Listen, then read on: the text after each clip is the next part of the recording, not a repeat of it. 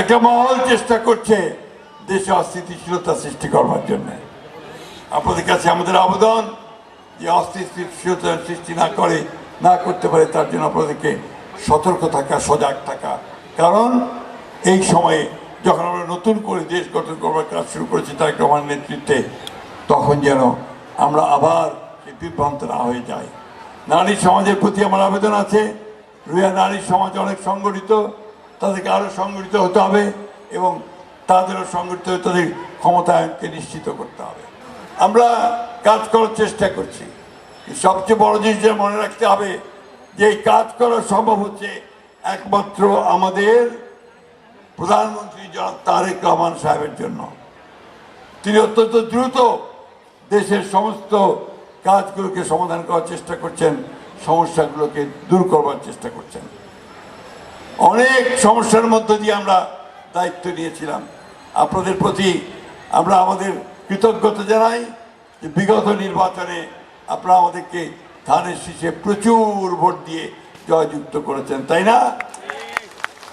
আমি এখানে হিন্দু, মুসলমান, বৌদ্ধ, খ্রিস্টান সব ধর্মের মানুষ, সব শ্রেণীর মানুষকে আন্তরিকভাবে ধন্যবাদ এবং কৃতজ্ঞতা জানাতে চাই। তাদের সমর্থনে, অটল রহমতে আমি কাজ করার সুযোগ পেয়েছি।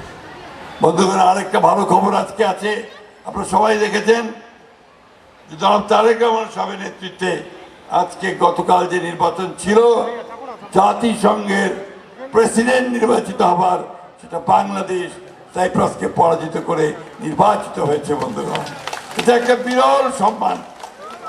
বাংলাদেশের মতো একটা ছোট দেশ আজকে জাতিসংঘের সভাপতিত্ব করবে আগামী 1 বছরের জন্য।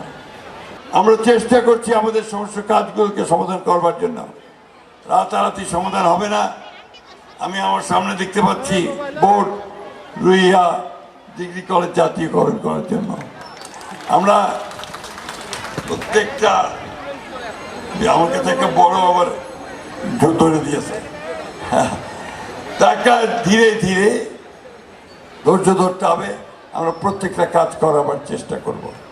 আমরা ইতিমধ্যে ঠাকুরগাঁ সদর থানায় যখন একসাথে ছিল রুইয়া ভুল্লি সহ, আমরা প্রায় 72 কোটি টাকা বিভিন্ন শিক্ষা প্রতিষ্ঠান, ধর্মীয় প্রতিষ্ঠান, মানুষ, তাদেরকে আমরা বিভিন্নভাবে সহযোগিতা করতে সক্ষম হয়েছি।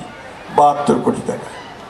প্রিয় বন্ধুগণ, আরও সমস্যা আবার আসবে, আরও সবসময় আমরা যখনই আমরা পাবো আমরা আপনাদের সে মাঝে এই সহযোগিতা করতেই থাকবো।